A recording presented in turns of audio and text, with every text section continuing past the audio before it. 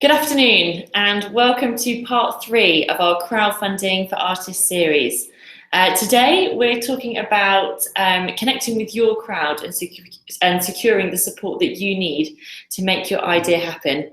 My name's Sammy Morger. I'm broadcasting live this afternoon from Crowdfunder HQ in Newquay. And we're going to get started pretty much straight away. So first of all, quick recap as to what we covered in the very first session. We were talking all about planning your project and giving yourself a really strong foundation from which to build. From there, in the next session, we focused on creating the perfect project page. We went through putting together a story, creating really strong rewards that connect really well with your crowd, and also setting a realistic and achievable target. So today, specifically, we're going to be focusing on running your project. So that's launching it, getting it off to a strong start, sharing it with your crowd and reaching wider audiences. These are the 4 things that we're going to focus on.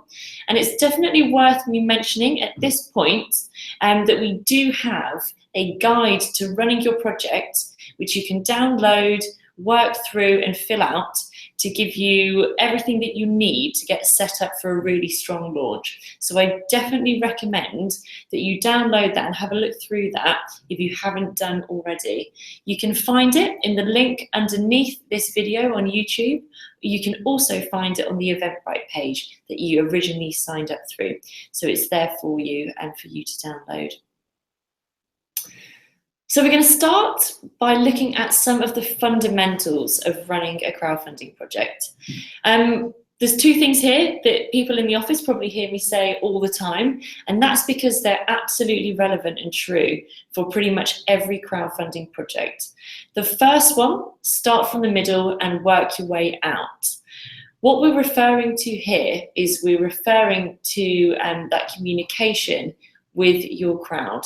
Now, if you cast your mind back to that very first session when we looked at planning your project and we did a network map, that's very much what we're talking about here with start from the middle and work your way out.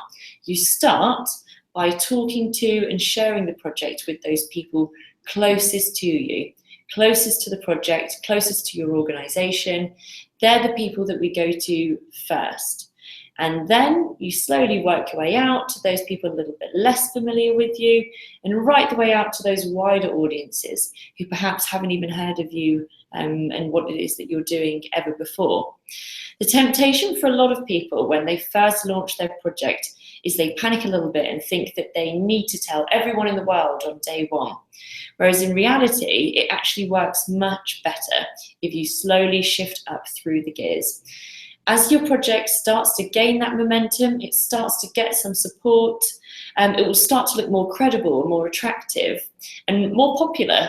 So those people a little bit further out in your network, that will be really the convincing and the motivation that they need to hopefully get them to engage too. The second thing down there is to be personal and be direct. I think this is probably something that is almost common sense, if you like, in terms of when you're communicating with people. The more personal and direct you can be, the better. To use an example, of course, if you can send someone a one-to-one email, or maybe even you can pick up the phone or you message them directly through Facebook, that's much better than just putting them on a big bulk message with hundreds of other people. It feels like you're speaking directly to them and it's very personal to them, so you're much more likely to get a response or for them to take some action from that. So getting yourself launch ready. So first things first, you need to get a date in the diary. It sounds pretty obvious, of course, but the sooner you can kind of nail that down, the better. So don't wait until your project goes live to start telling people about the fact that you're going to crowdfund. Get that date down in the diary and get people to note it down. So you might even want to set up a Facebook event that you can invite people to.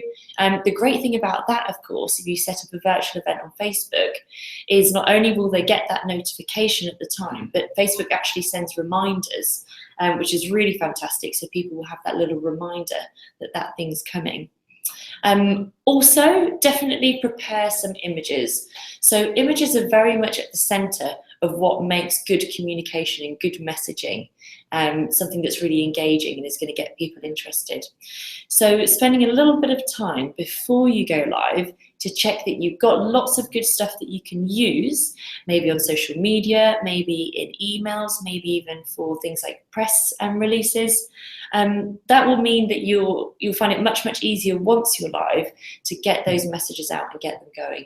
So do have a little look at what you've got. And if you think you might be a little bit short on images of people, things that are bright and bold and engaging, do go out and get some more. And finally, before launch, review the plan. You remember, you cast your mind right back to that very first planning session that we put together a plan. So go back through that, tick things off, check that you know who's doing what and when, who's responsible for each element, and that you're completely ready to go. It will definitely help to calm your nerves at the point of pressing that big go live button. So once you are live, the most important thing is to try and get at least 10 pledges as quickly as possible. So definitely within the first 24 hours. Worth me mentioning that your project won't actually appear in any searches or on any campaign pages on the crowdfunder site until you've got at least one pledge. So line up 10 people who have said that they're happy to make a pledge, even if it's just a small one, in the first 24 hours to get you out of the gates. From there, next thing to do is pick up the phone. If you remember, we were talking about being direct and personal. This is one of the very best ways to do that. So go back through that network map and look at those people who are closest to you, closest to the project, and get dialing. Let them know that you've just launched a crowdfund and that any early support that they can give you will definitely help to encourage more pledging later on. And final thing, and this one's quite a good sort of fun thing to do, though it's absolutely not essential, is to have a little bit of a launch party. It doesn't have to be anything formal or anything too organised. Really, just gathering together your team, those people involved with your organisation, with the project, people who have maybe helped with the crowdfund, maybe raising a glass and just celebrating the fact that you're live, that you've got a few pledges, and kind of cementing that sense of the team all together. And it's also a really nice way if you invite some more people along to get some early pledges in too. So hopefully you'll recognise this page from the pack on running your project. It's a really, really useful checklist that gives you a bit of a steer, a bit of a starting point on putting together a communication plan. Now, some people might just want to use this A4 sheet. You might want to do something as an Excel spreadsheet, for example, or you might even want to do what I do, which is actually just print off a paper calendar and just write things into there. I'm a little bit old school, I prefer to just have it there. So you might want to sort of work through the dates, put in your launch, when you're going to be sending different emails, different things on different social media, for example, or even events that you might have on. So that's a really good way of mapping it out so you can visually see that you've got at least something happening every day. So we want to make sure, as I say, at least one thing a day, and do mix it up a bit in terms of your audience. Focus on different groups of people each day and try and use different mediums. So perhaps one day you might send some personal emails, the next day you might do some press, for example, and then you might go out and do some networking in the local community the day after. When it comes to going forwards, after you've got your first 10 pledges and you're out of the starting gates, these three things are very much the key to getting your project to be a success. If you can only do these three, they would be absolutely the ones to do. So round about 70 to 80% of pledging across the platform, across Crowdfunder, comes from these sources. So they really are that important. Email is one of the absolute biggest drivers of pledging. So just as we were talking about earlier, being direct and making sure that you follow up with emails later on in the campaign is one of the absolute best ways to get some pledges in. There's loads more tips and advice on emails specifically, along with lots of these other points, in our pack.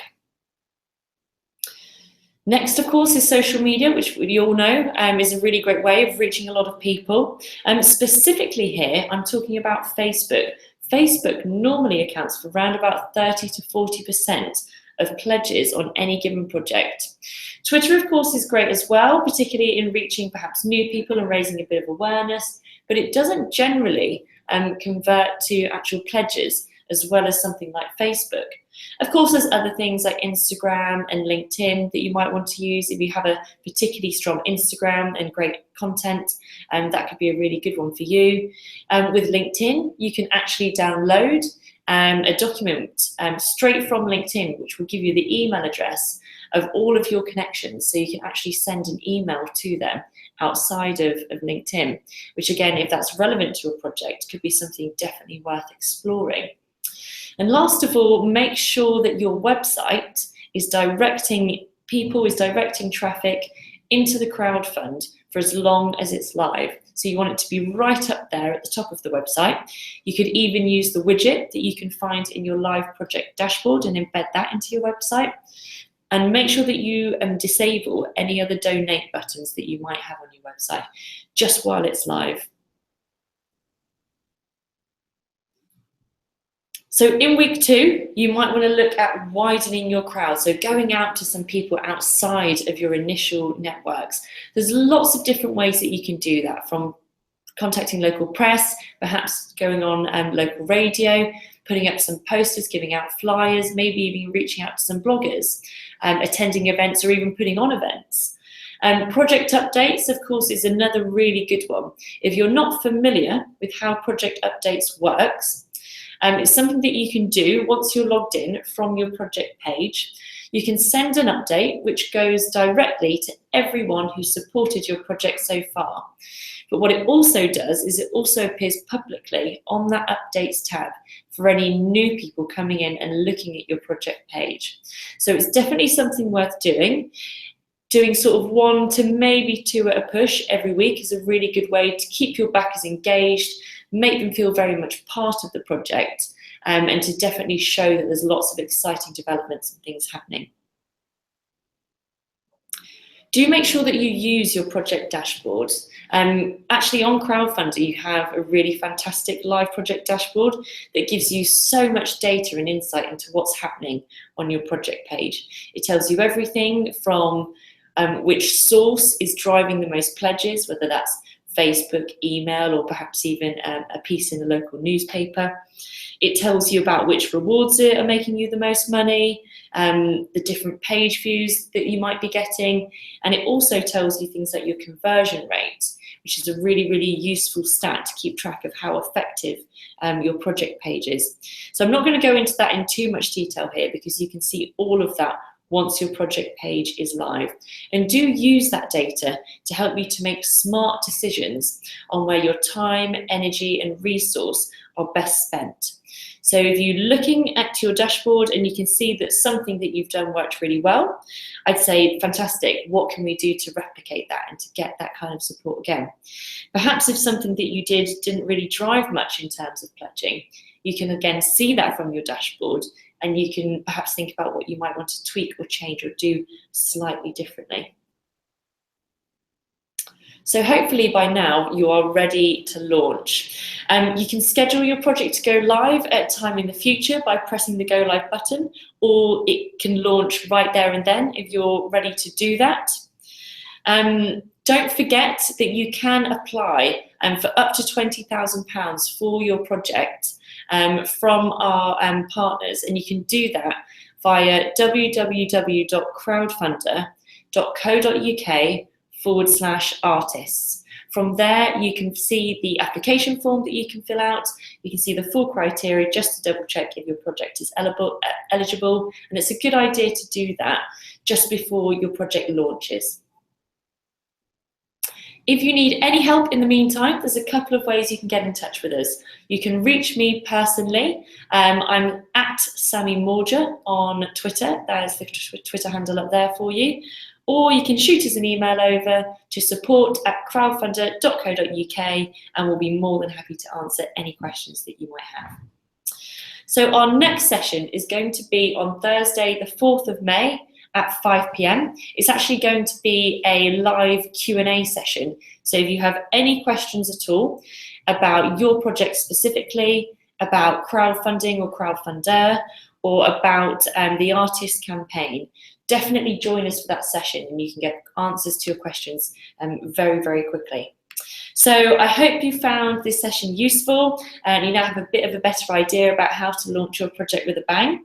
Don't forget that you can watch this back on YouTube at any time, and you can send this out to anyone else that you think would find it useful. So hopefully I'll see you next time. Thanks so much.